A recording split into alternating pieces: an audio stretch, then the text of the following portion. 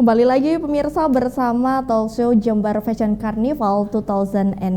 Luar biasa sekali pada segmen 3 kita sudah menemukan kunci jawabannya bahwa Jember Fashion Carnival akan kembali digelar dari tanggal 31 Juli 2019 sampai 4 Agustus 2019. Ya Mas Iwan, Mas Tama.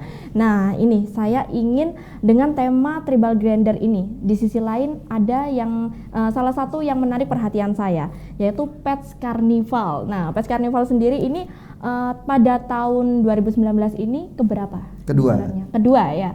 Nah mungkin pada tahun kemarin Jember 1 TV juga sempat menyiarkan secara langsung perhelatan Pets Carnival di JFC tahun 2018. Itu sedikit ada pro dan kontra mengenai perlindungan dan badan hukum tentang hewan-hewan yang diikutkan karnival itu sendiri. Mungkin ada tanggapan dari pihak JFC itu sendiri, bagaimana Mas Iwan? Tentang pets ini ya? Ya betul. Sok serius.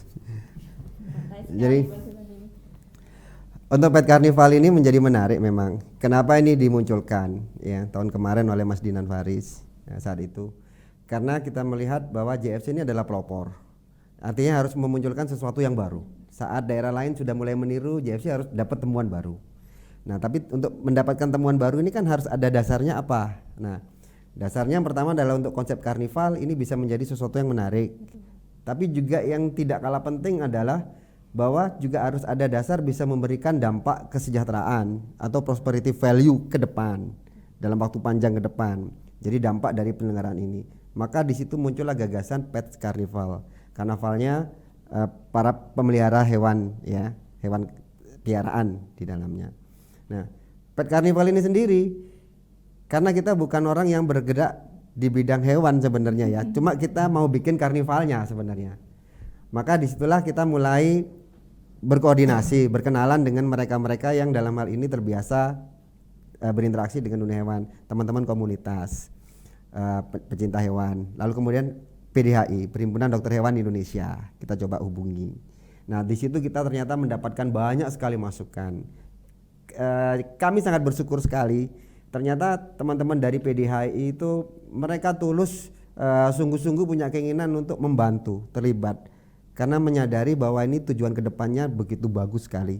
Termasuk diantaranya juga mensosialisasikan tentang pelindungan hewan di dalamnya. Nah, lalu disitulah kita mengenal istilah-istilah ada kesrawan, kesejahteraan hewan, menjadi isu yang harus diwaspadai, ya kan? Selama ini kan kita taunya kesejahteraan sosial, ya kan? Kesejahteraan masyarakat. Tiba-tiba sekarang keserawan, kesejahteraan hewan. Jadi hewan ini perlu dijaga kesejahteraannya, nggak boleh lapar, nggak boleh haus, nggak boleh tersiksa, ya. Beberapa hal yang intinya ini akan bisa menjadi isu internasional kalau kita salah memperlakukan. Akhirnya mulai waktu itu, ternyata bikin Pets Carnival ini tantangannya 2 kali lipat karena kita nggak cuma ngelatih manusia, tetapi juga di sini ada hubungannya sama hewan, ya kan? Akhirnya intens dengan teman-teman PDHI, ya kan? Nah di tahun ini ada teman-teman baru lagi yang kita punya sejalan dengan penyelenggaraan Pets Carnival yang pertama, yaitu teman-teman dari BKSDA, Badan Perlindungan Konservasi ya Sumber Daya Alam ya maunya semua. Nah teman-teman BKSDA ini sekarang menjadi bagian yang juga semakin melengkapi agar event ini benar-benar serius, sesuai seperti apa yang diharapkan gitu loh. Jadi aturan-aturan yang berlaku seperti apa di dalamnya, mana yang dimungkinkan, mana yang tidak dimungkinkan. Tapi justru akhirnya melalui kegiatan yang ada di JFC ini bisa mempertemukan 3 pihak sekaligus melalui ini ya, duduk dalam satu event, lalu kemudian saling bertukar pikiran dan berbagi. Teman-teman komunitas, lalu kemudian teman-teman BKSDA, lalu kemudian PDHI. Di situ justru saling terbuka. Hal yang selama ini tidak banyak terbicarakan akhirnya menjadi jelas. Jadi kita ternyata bikin Pets Carnival ada dampak juga ya, malahan untuk hal yang bisa membangun yang tadinya tertutup menjadi terbuka, menjadi jelas. Kira-kira seperti itu. Artinya setiap kegiatan juga ada dampak positif dan negatif yang memang harus dilalui ya Bapak ya, dengan adanya Pet Carnival, dan dibuktikan pada pagelaran JFC tahun 2019 ini Pet Carnival kembali digelar untuk yang kedua. Berarti ini sudah banyak yang mendukung, pihak-pihak yang mendukung di dalamnya ya Pak ya. Iya, selama kita bertujuan ini untuk hal yang positif, lalu kemudian kita mendapatkan pengetahuan yang baik, saya rasa ini akan menjadi sesuatu yang bukan saja baik di Indonesia, tapi ini akan menjadi sesuatu yang atensi internasional itu bagus. Di tahun kemarin Pets Carnival pertama itu muncul satu foto seperti orang memegang elang. Ternyata event ini diperhatikan juga oleh pusat, ya kan, pusat, sehingga BKSDA sini mendapatkan satu pertanyaan. Kenapa itu kok ada hewan yang dilindungi ikut di karnival itu misalkan, ya kan? Nah, usut punya usut ternyata sebenarnya itu bukan elang, ayam Polandia. Karena biasa digini terus ayam Polandia itu mirip elang, ya kan? Nah akhirnya di sana justru terjadi satu komunikasi yang baik, itu intens. JFC di sini sangat menginspirasi dan selalu memberikan pendidikan terbaru bagi masyarakat ya pastinya ya. Iya, Pak, ya. betul. Nah, selain Pet Carnival di sini Bapak, yang menarik perhatian saya sejak pelaksanaan JFC tahun 2018 kemarin adalah peserta-peserta atau teman-teman difabel. Itu bagaimana Bapak? Apakah tahun 2019 kembali ada peserta difabel tersebut? Ada ya. Peserta difabel ini adalah adik-adik yang sama seperti adik-adik yang non difabel, ya. Mereka juga bisa berkarya.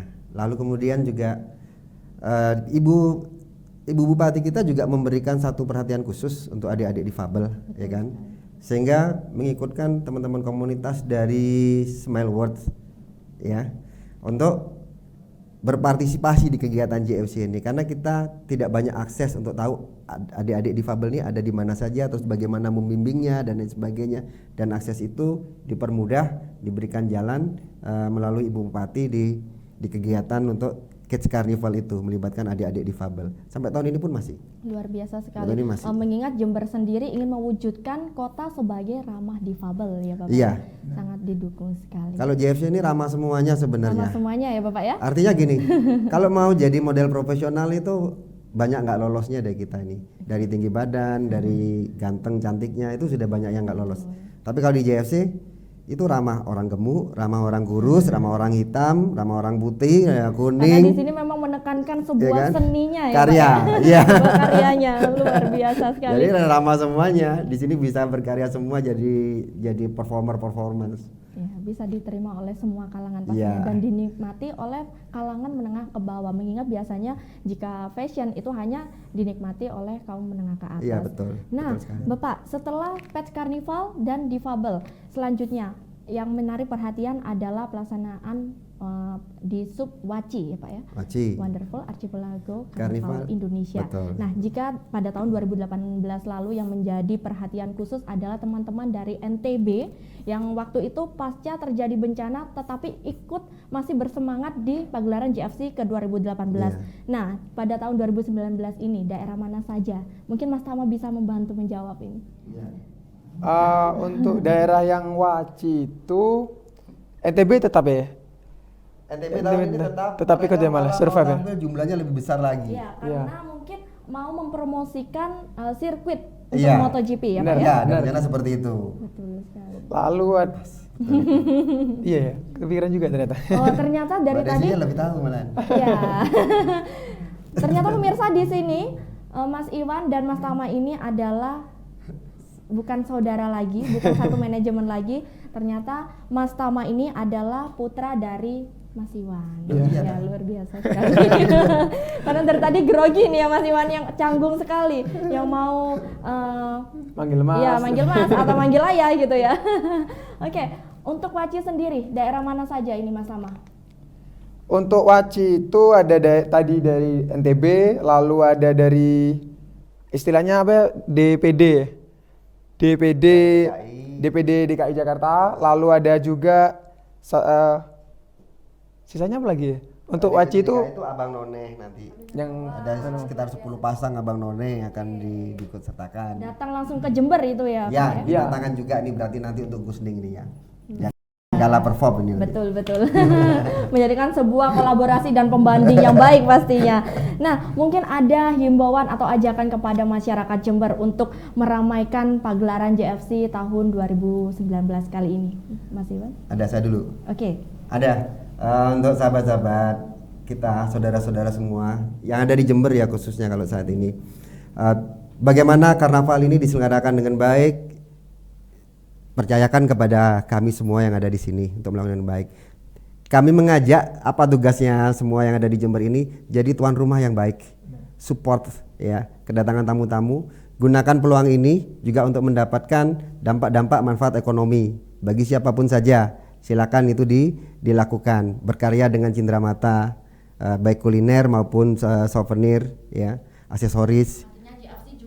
Silakan kreativitas masyarakat ini ya Bapak ya. Memang untuk itu sebenarnya JFC dulu dirintis ya. Jadi ayo semua bersemangat, yakin, jangan ragu, semuanya bergembira, dukungan penuh untuk event ini bisa terselenggara dengan baik. Ya, event ini kita siap melanjutkan dan menjadi tanggung jawab bersama. Ya, bukan tanggung jawab JFC manajemen aja. Betul sekali. Pastinya butuh juga dukungan antara pemerintah dan masyarakat pastinya ya Bapak ya. Oke, mungkin setelah itu ada tambahan dari Mas Tama. Ya, lalu harapannya ini sebenarnya harapan juga ya. Yang memegang peran penting tuh generasi muda, generasi milenial juga. Nah, di sini kami dari manajemen itu menekankan juga, mewakili JFC juga menekankan bahwa Jember Fashion Carnaval ini adalah event milik kita bersama, bukan hanya milik manajemen Jember Fashion Carnaval atau milik warga lokal Jember, tapi sudah milik seluruh warga Indonesia. Nah, maka dari itu generasi muda itu harus kreatif, terus juga harus inovatif dan harus mendukung segala upaya yang sekarang tuh udah mulai luntur itu local wisdom ya. Nah, di sini tuh kami mengajak untuk para generasi muda untuk berpartisipasi. Nah, kalau misalkan mau berpartisipasi sebagai peserta, monggo, ayo. Bisa juga di luar peserta itu kayak ikut mempromosikan secara gak langsung. Sekarang kan Instagram tinggal ambil HP langsung shot gitu kan. Lalu ada media-media lainnya juga. Nah, kami harap itu generasi milenial tuh nggak malu, justru mendukung penuh budaya-budaya yang local wisdom kita, kreasi-kreasi kita. Karena kedepannya seperti mimpi Jember Fashion Carnaval tadi itu mewujudkan Jember sebagai kota fashion dan juga kota karnaval yang nanti dampaknya itu akan memberikan positive value dan juga keuntungan secara global bagi masyarakat Jember dan masyarakat luas tentunya. Jadi untuk masyarakat Jember sendiri tidak perlu gengsi karena Jember Fashion Carnival ini sudah bergengsi pastinya. Baik, terima kasih Mas Iwan, Mas Tama atas waktunya. Sama-sama. Dan pemirsa, demikian tadi obrolan saya bersama teman-teman JFC. Semoga informasi dan obrolan kali ini bermanfaat bagi kita semua. Dari obrolan tadi, Jember Fashion Carnival akan kembali digelar pada tanggal 31 Juli 2019 hingga 4 Agustus 2019. Dan bagi Anda pemirsa yang tidak dapat langsung datang ke kota Jember untuk meramaikan acara, jangan khawatir karena Anda bisa menyimak tayangan live atau siaran langsung kami melalui jaringan televisi kami atau mengunduh di website kami di www.jember1tv.go.id. Pemirsa, Jember Fashion Carnival bukan hanya untuk masyarakat Jember, bukan hanya milik Indonesia, tapi untuk dunia dan bagi kita semua.